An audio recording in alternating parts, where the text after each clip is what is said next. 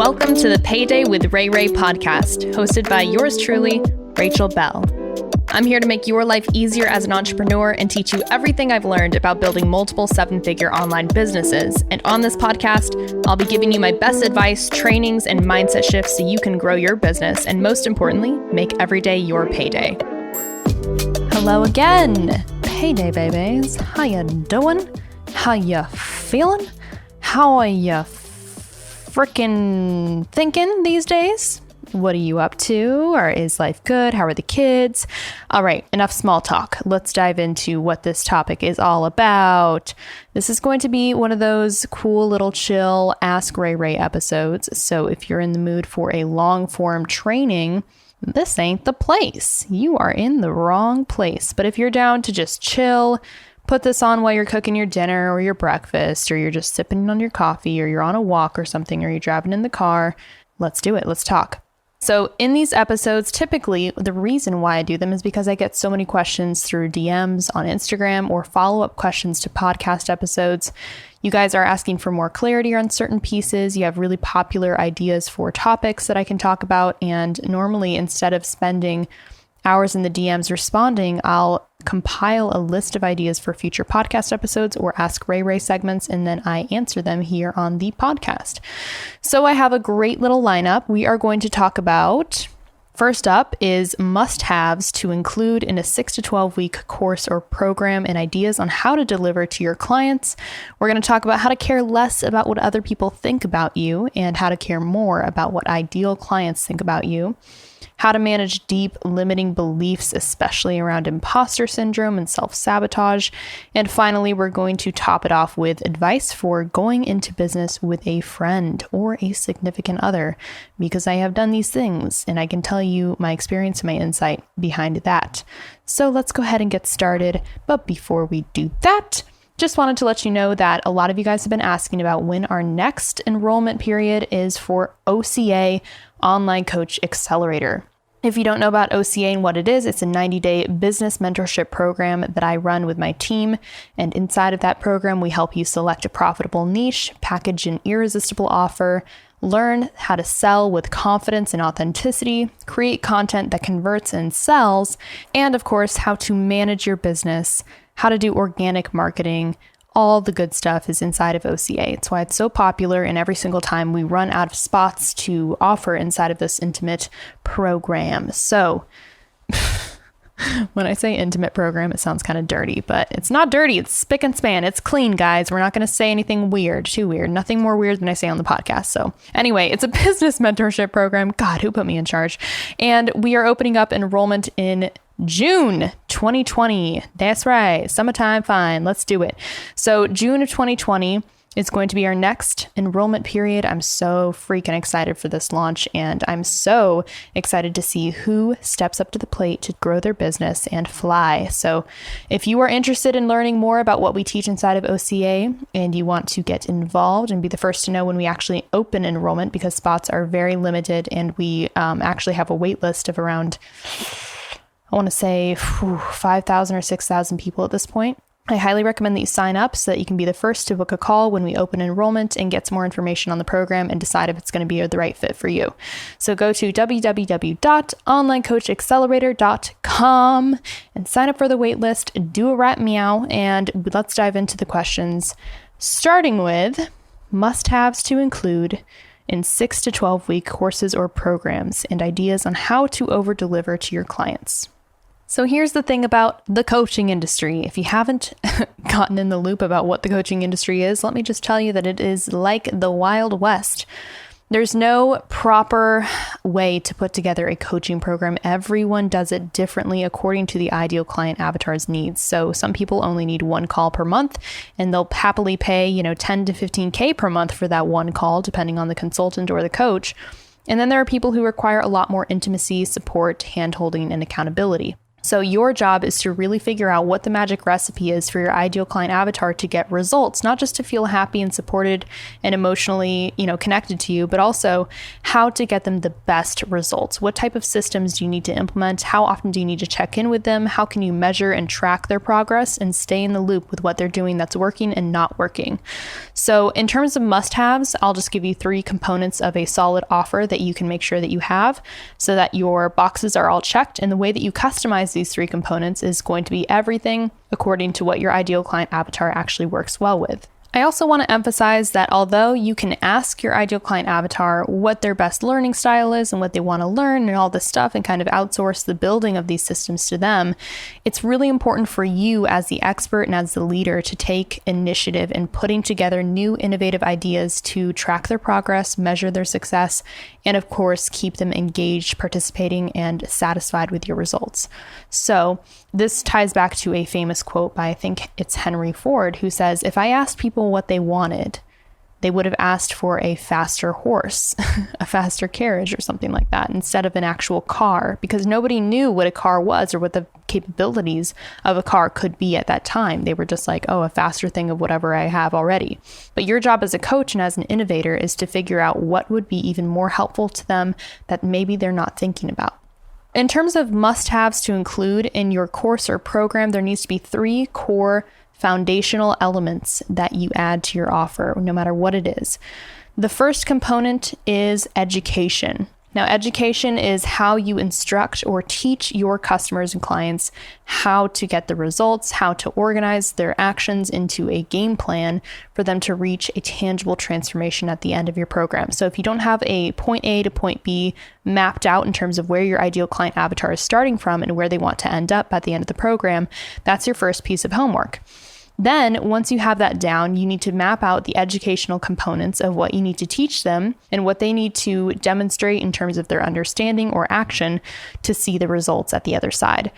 And then the second component that I really want you to include into your offer is an implementation piece, because obviously coaches are not necessarily the ones to do the work for the client. They instruct the clients on how to do the work and how to do it efficiently and in a way that doesn't suck. To put it lightly. So your implementation piece needs to be clearly mapped out instructions and action guides for your client to take action on what's most important for them to report back and measure success, report back with their wins or where they need more support. So this could look like homework, it could look like assignments, it could look like worksheets, lifestyle actions, different things like that, just to make sure that they are engaging with the material and actually putting it to use. So implementation inside of Online Coach Accelerator looks like homework assignments that they can turn in for review. And it could be them filling out their own PDF, filling out a template, making certain posts on social media, and reporting back with what they find and what the results are. So that's the implementation piece that you need to make sure that you're including in your offer. And then finally, the third component, and this is potentially the most important component, is customer support or client care, whichever term you prefer. Now, under customer support and client care, this is where you're filling in the gaps to your program. And trust me, no matter how skilled or experienced or educated or amazing or perfect you are going to fuck it up. You are going to make mistakes. You are going to not create the perfect program on your first 1, 2, 3, 4, or 5 revisions. It's always going to be a work in progress. So you need to be open to changing your material in terms of the education and the implementation pieces to best support your clients through their transformation. But in the meantime, while you are releasing these programs, your customer support should be on point in terms of hunting down what's stopping people from getting results and solving it either by providing supplemental mini trainings or additional support via text or calls or things of that nature. So to break it down in what this looks like in a tangible way, education could look like video modules that your clients watch to get in the know about what they need to be implementing. And then the implementation piece could just be a homework worksheet. And then finally, the customer support aspect of this offer could be weekly calls or a check-in form and bi-weekly calls. It could be group calls. It could be one-on-one calls. Whatever those things are and whatever best serves the client and the results ultimately of the group, then go ahead and implement that. Now, when it comes to ideas on how to over-deliver, this is one of my favorite topics to talk about because Surprise and delight is one of the best things, or two of the best things that you can do for your clients. So how do we do this in a way that doesn't burn us out and make us resentful because we're being over generous and over giving? Great question. Now, if you are already an overgiver and a people pleaser and you know that about yourself, then this is definitely going to be helpful for you in client relationships. But my motto in life is under promise, over deliver. So I want to be really bare bones about what I'm offering. I want to just simply say, hey, these are going to be the deliverables you get. This is what the support's going to look like. This is what the program looks like. That's what I'm going to do for you. Now, when it comes to promising about the results, I leave that open-ended. I'm like, well, if you do the work and you follow the homework, this is what other people have been able to accomplish, and that's going to be your journey. It's all going to look different, but here's what I'm willing to do for you. So I underpromise. I just say, look, this is what I'm doing. This is my responsibilities, because as a coach, we are not responsible for our clients. We are just responsible to our clients. And that is a very important distinction to embody so that you are not making, rash decisions or bad decisions or looking to your clients for validation about whether or not you're a good coach. You need to know that on the inside based on what you're able to contribute and provide. So in terms of over delivering, my, motto can just be what we say here, which is under promise, over deliver. So that means just being bare bones about what you say the program is going to be, not trying to pimp it out or make it too fancy. Just say, look, I'm going to help you get there, and let's do it. And then when it comes to them being inside the program, you really want to surprise and delight them with additional givings, or gifts. So this could look like you offering a complimentary call at the start of the program, or doing something to send them a little care package in the mail, send them a handwritten letter, send them flowers when they reach a certain milestone or a goal. It could be you additionally providing mini trainings, but not promising ahead of time that you're going to do that. It's something that you just do when they're in the program. And you can just surprise and delight them with the amount of value and care that you offer them as a client. Because think about it, if you signed on for a program and then you got like a bouquet of flowers delivered to your front door saying, I'm so excited to support you, let's go, then you would probably feel much more connected to that coach right off the bat than if they had just ignored you for a week and then set you up on some software and then just never talked to you in between that time. So think about different ways that you can just surprise and delight your clients and implement that in the beginning. This is also going to help a lot with referrals and testimonials down the road because of the law of reciprocity. And obviously, if you are actually doing a good job, you're changing that person's life, they're getting great results, of course, they're going to be so happy to talk about you to all of their friends. So this is about adding goodwill and really forming a strong, connected relationship with your clients. And that's how you over-deliver. So let's go ahead and dive into our second question, which is how to care less about what other people think and care more about what ideal clients think. Ooh, great question. This is a common mistake that a lot of new coaches will make when they start putting themselves out there on social media. They'll start caring more about what their Aunt Pam and Uncle Gary and their mom and their sister and their brother and their dog's Facebook account's fake. They'll worry more about what other people are thinking about them in their inner circle than they will the people who are actually going to pay their bills. And this is just something that will fuck you right up. Honestly, it's going to be a royally difficult mistake to recover from if you're constantly looking for validation and approval from the people in your inner circle. Let me just set your expectations at the floor right now, which is that they may never understand what you're doing.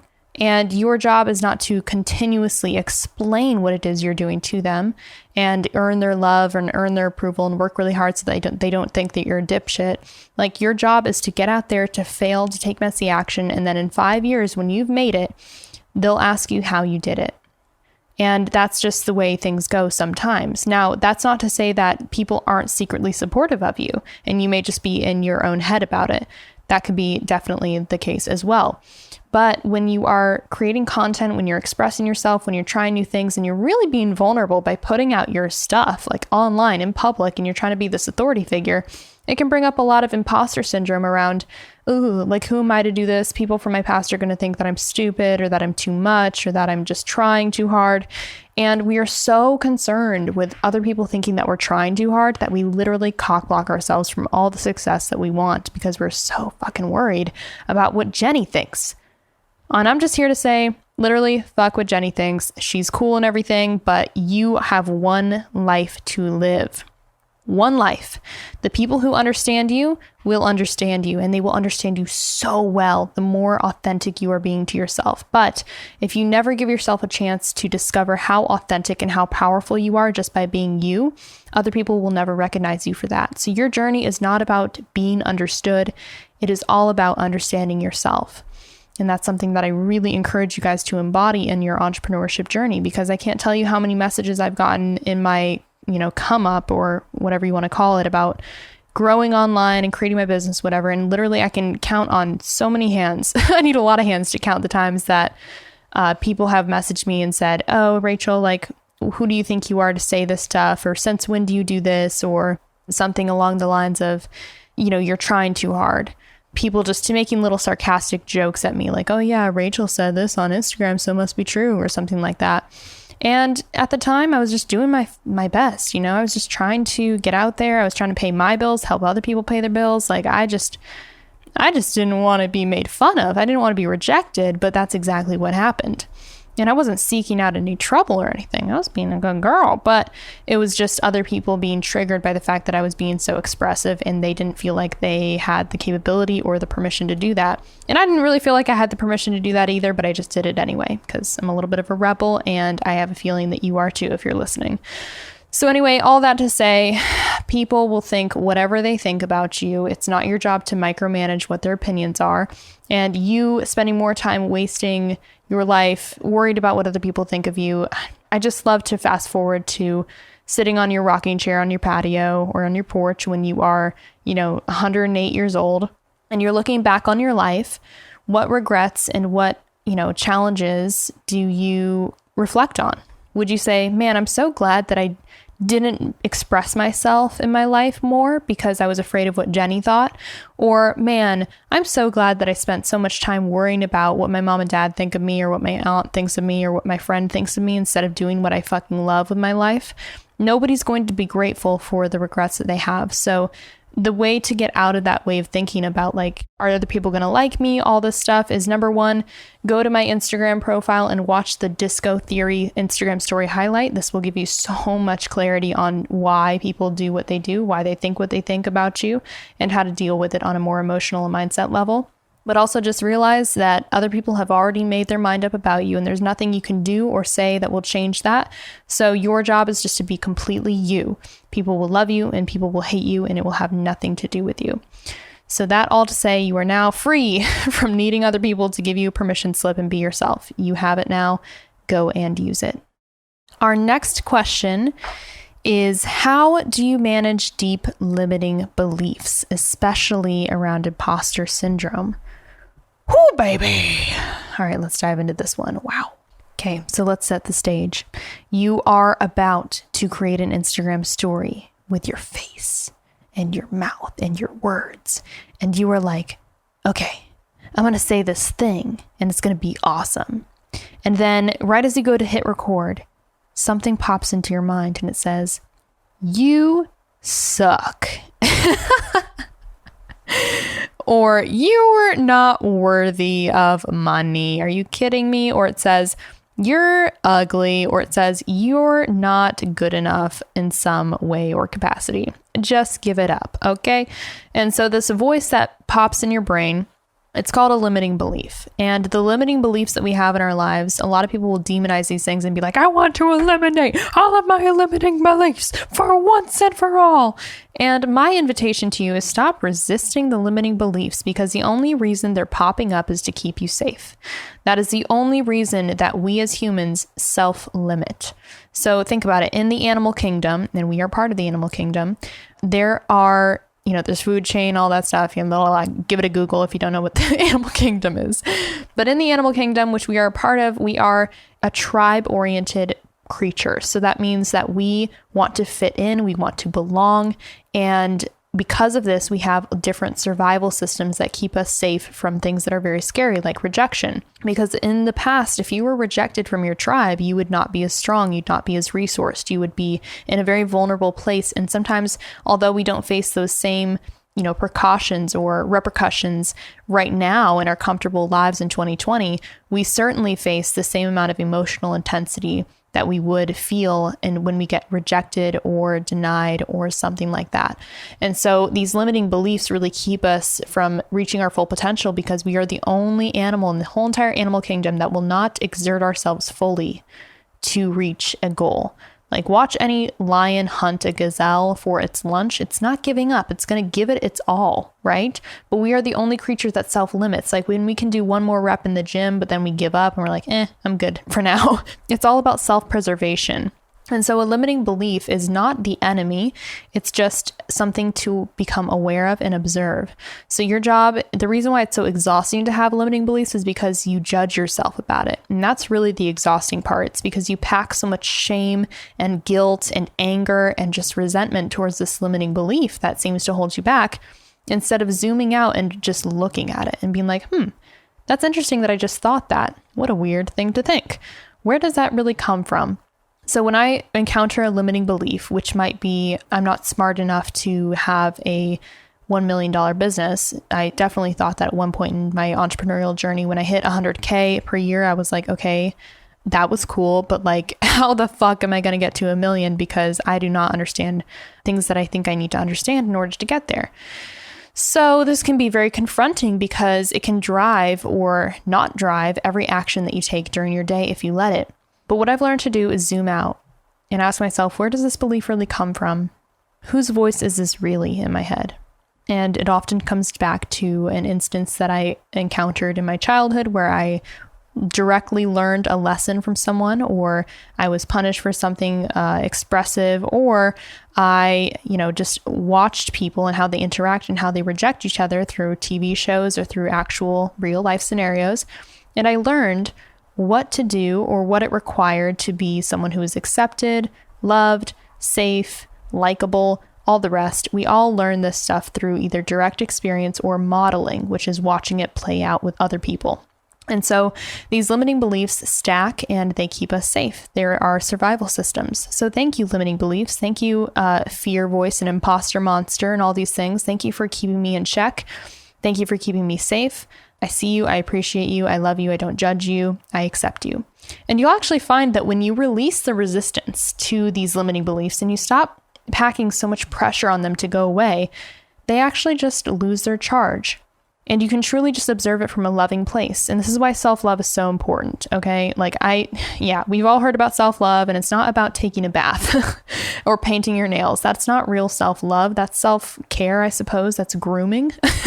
That's a grooming. But that's not real self-love. Self-love really looks like pushing yourself to be who you actually are and accepting yourself exactly as you are. That is true self-love, and it is the most challenging and badass thing you can do in your entire life. A lot of people package it in this little flowery container like self-love is so cool. And when I started loving myself, I made all the money I wanted and I had the boyfriend and I had everything. It's not like that. It really looks painful. It really looks challenging, and it really challenges every single fiber of your being because you are dismantling and casting away all these survival systems that keep you in a little box and feels restricting. So when it comes to deep limiting beliefs, my love, what I would recommend is stop, adding charge to it and saying, oh, I hate this thing. Instead, just be like, wow, this is what I actually think about myself sometimes, and that's okay. Now, what would be a more helpful or a more accurate belief for me to embody and step into? And then you can identify what that would be. So instead of me saying, I'm never going to be smart enough to hit $1 million, my new belief could be, I'm so excited that I get the opportunity to learn how I can push myself to deserve and earn and be the type of person who gets to have $1 million in business revenue per year. I recommend definitely zooming out, giving yourself some love, and just looking at it from a different perspective that might be more true. Now, some limiting beliefs are much more difficult to get out of the way than others, and I totally recognize that the most important things that I've invested in when it comes to mindset have been a really good therapist, a really dope ass therapist. God bless his heart. And energy workers. I don't talk about this a whole lot, but I do see energy workers just to become more in tune with my body, my mind, my spirit, my soul, and experience higher levels of energy and self-awareness. I also really recommend constantly consuming some sort of personal development material. And this does not look like your favorite Instagram influencer. Please do not look at social media for personal development material all the time. If you love someone who talks about personal development, that's awesome. But what I'm really talking about is immerse yourself in some goddamn curriculum about how to love yourself, how to release these limiting beliefs. My favorite book to become aware of survival patterns and how they show up in our lives when we are in stress or overwhelm is a book called The 5 Personality Patterns by Stephen Kessler. So I do love that book. It shares a lot of different patterns that you can fall into, and it helps you understand where they come from and how to alleviate them from your daily experience. I also love The Power of Now by Eckhart Tolle. I love The Alchemist. I don't know the author on that.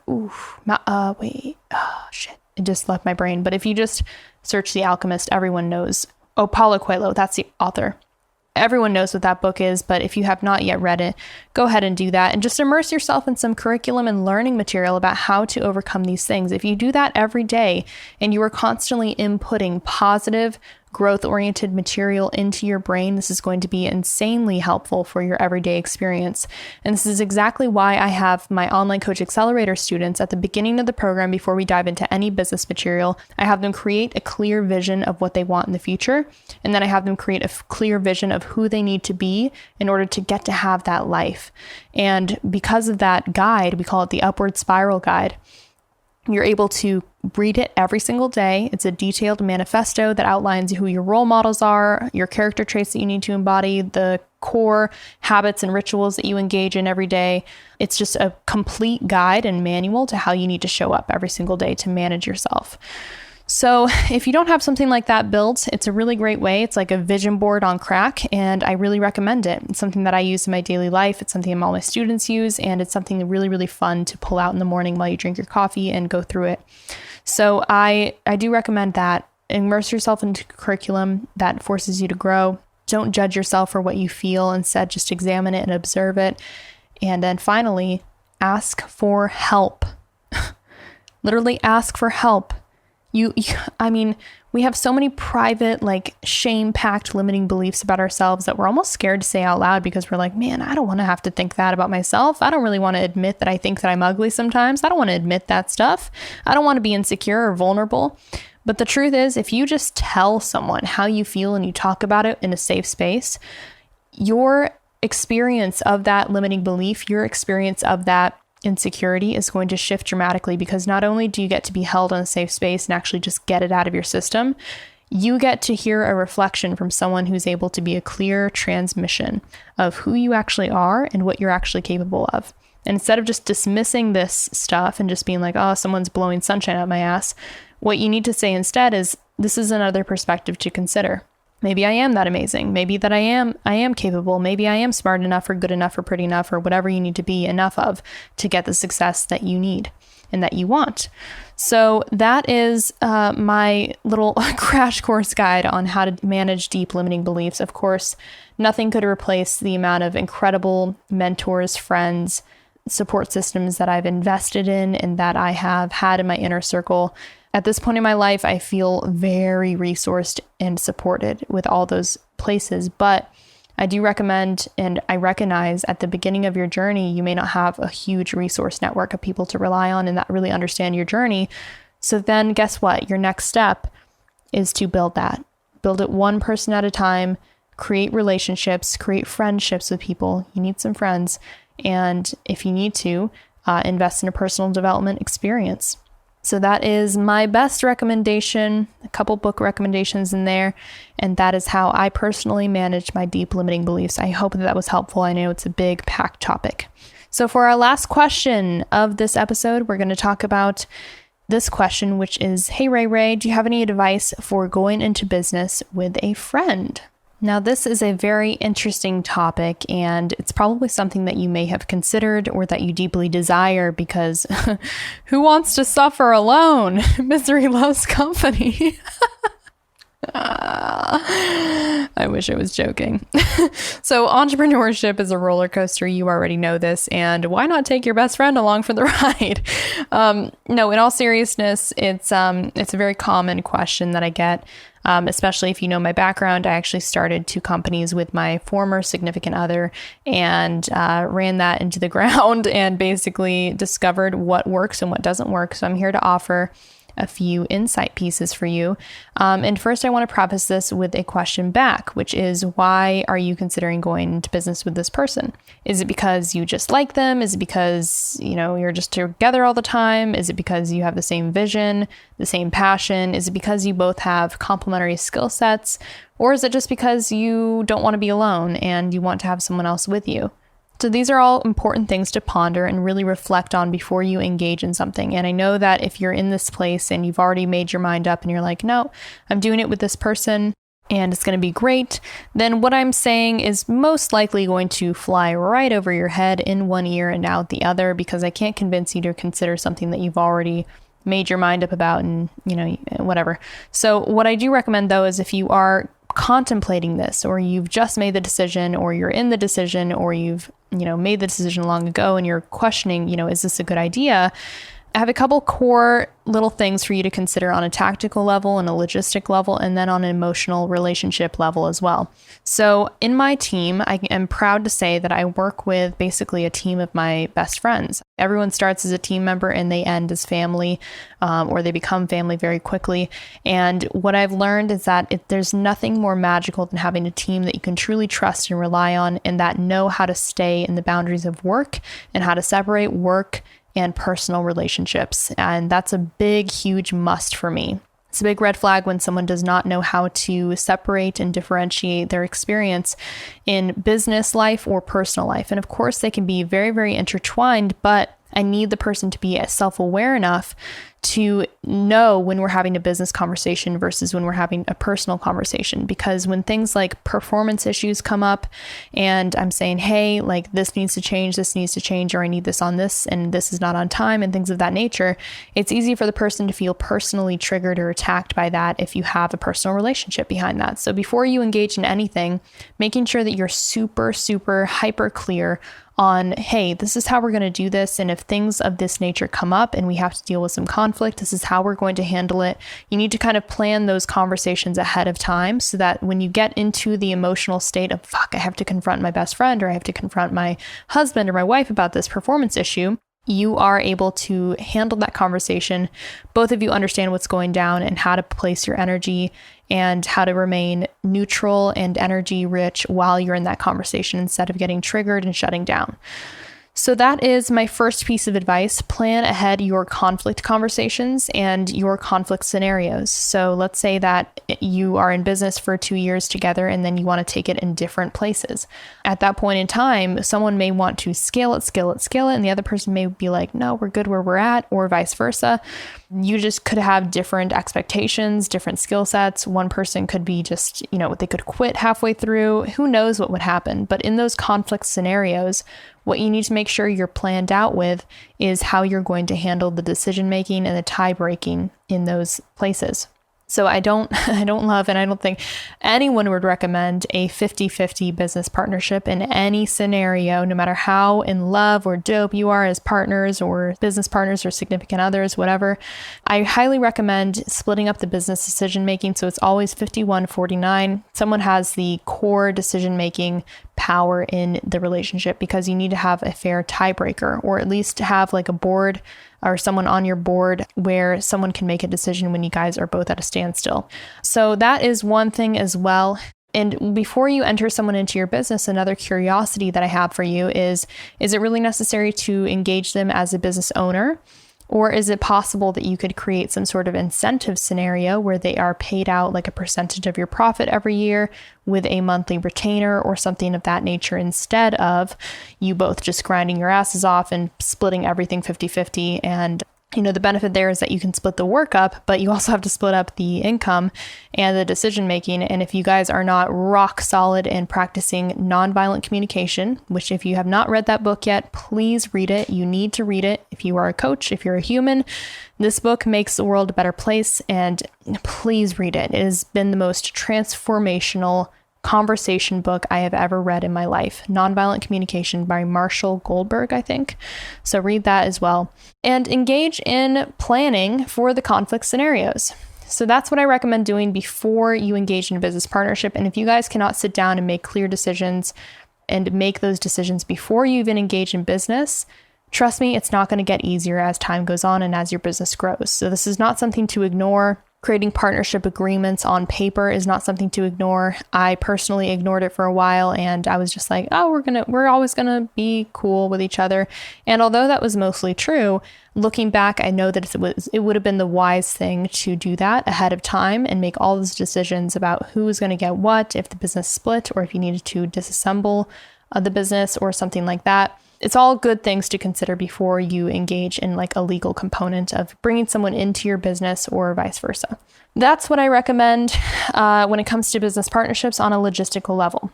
Now, emotionally, when you're working with people that you are friends with, again, just reemphasizing, you got to make sure that you know what's business and what's personal and be able to separate those times and those conversations accordingly. You got to know when to shut off, when to turn on, all those different things. And what I recommend doing is really considering how much this personal relationship is worth to you. And if there's a way to involve the other person and let them wait it out and see, can they really handle the responsibility, the pressure, and stand the test of time before you bring them in as a partner. So one of the things that a lot of people do is before they generate any revenue at all, two people will link up with a vision and say, okay, let's do this thing. And because there's no income coming in and there's no real business built, they'll just get after it all day, every day together. And that's when it seems like the best idea to go 50-50 with someone. And then you start generating revenue and things of that nature start happening. You're popping off. Life is good.